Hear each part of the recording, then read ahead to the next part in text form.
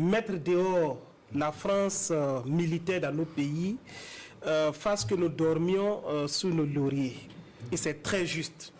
Et de la même façon, il serait suicidaire de croire qu'on va mettre la France dehors et que la France ne va intenter aucune action pour nous faire regretter ce que nous avons pris comme décision.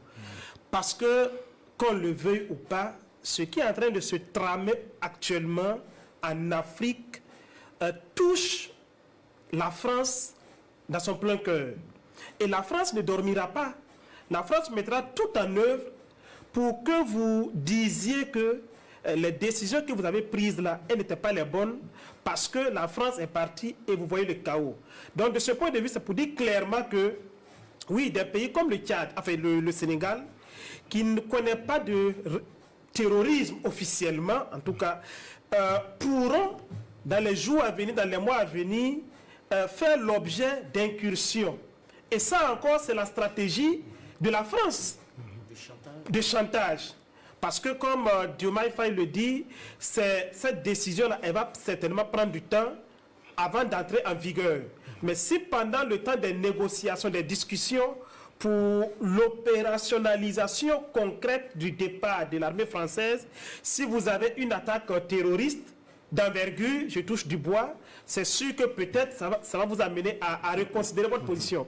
Rappelez-vous, en 2019, là, je crois, quand Macron avait convoqué certains chefs d'État africains, dont Rochman Christian Kaboré et autres, à Pau, oui, pour clarifier leur position en 2020. Oui. Le président nigérien Mahamadou Issoufou, à son temps, avait dit qu'il n'est pas évident qu'il se rende à Pau.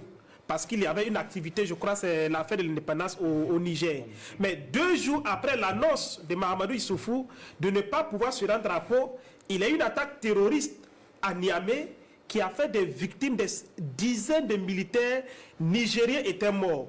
Et juste après cela, Mahamadou Issoufou a reconsidéré sa position et il est parti à Pau. Donc c'est pour dire qu'au Niger, enfin, au Sénégal et au Tchad, ça pourrait arriver. Donc il appartient aux populations, aux dirigeants de ces pays-là de prendre toutes les mesures qui sied pour contrôler leurs frontières et pour ne pas que des incursions de ce genre-là aient lieu pour tomber sous le coup des chantages de la France comme elle aime la faire régulièrement. Mao Zedong disait que la révolution n'est pas un dîner de gala ni une œuvre littéraire. C'est pour dire que les pays africains sont aujourd'hui dans une situation très difficile et toute décision certainement a des conséquences. La décision prise par le Sénégal, de même que le Tchad, aura elle aussi certainement des conséquences. C'est un pays qui s'est construit sur la base de la domination, de l'exploitation. Quand vous repartez le 17e, 18e siècle, ce sont les razzias, ce sont les conquêtes avec les Louis XIV, Louis XV, Louis XVI, les Napoléons. Ils ont tout fait pour agrandir la France. Et si vous vous rappelez, Napoléon II a été nommé roi de l'Italie le jour même de sa naissance. À 0 ans, il a été nommé roi de l'Italie et il est mort à 21 ans en étant roi. La volonté de domination de la France est génétique, et c'est congénital en fait. C'est pour dire que la France ne va pas laisser le Sénégal, le Tchad, tranquille. La France peut réagir, c'est tout à fait normal. Il appartient aux pays africains d'être conséquents, je dis bien d'être conséquents dans les prises de décision. Quand vous décidez de vous assumer, assumez-vous sur toute la ligne. Parce que la France, c'est quoi?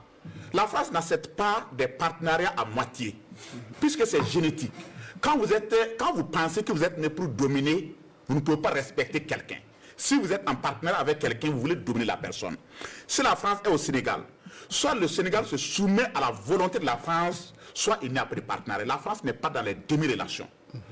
Le Sénégal et le Tchad, en décidant de rompre et de chercher l'armée française, doivent s'assumer. Il se pourrait que, je parle au conditionnel, les jours à venir, il y ait des attaques au Sénégal, ou tout au moins, en tout cas, des actes de sabotage qui vont faire croire aux Sénégalais que la décision prise a été mauvaise. Mais il appartient aux Sénégalais de rester conséquents et de savoir que toute décision aura certainement des conséquences et que la France va réagir d'une manière ou d'une autre. De toute façon, quand on reste dans l'histoire, l'avenir de l'armée française est sombre en Afrique. Quand je venais tout de suite, avant de rentrer au studio, je lisais la réaction du ministre français de la Défense. Les Français, m'excusez, Macron et son gouvernement aujourd'hui sont dans le nuage. Ils ne comprennent pas l'évolution de l'histoire. Ils ne savent pas que personne n'est né pour se soumettre pour toujours. Même les enfants, là, à un certain moment-là, ils quittent leurs parents. C'est naturel qu'à un certain moment, un peuple exige de la liberté. Et quand vous rentrez même dans la Grèce antique, les esclaves, pourquoi se libérer? Le premier acte à faire, c'est de détourner le regard de leur maître. Quand que le maître est là, il vous regarde constamment, vous n'avez pas de liberté. Il faut d'abord détourner le regard du maître.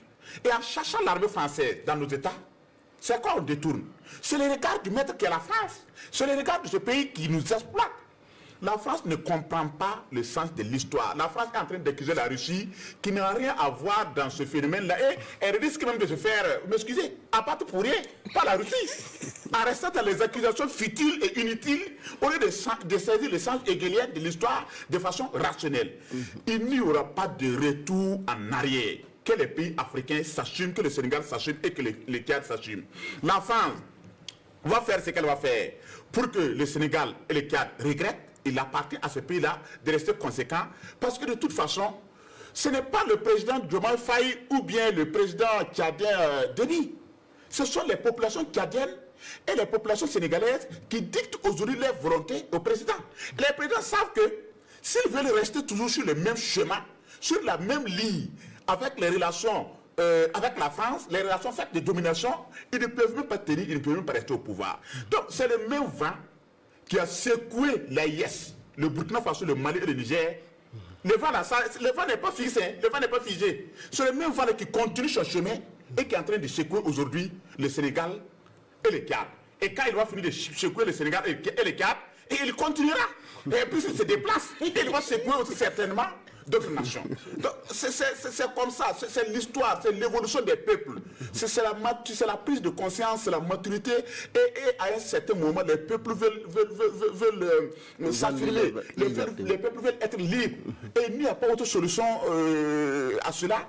Il faut que la France accepte cette réalité et qu'elle accepte que l'hégémonie, la domination là, c'est fini et que les pays africains vont entamer une voie de souveraineté. Oui.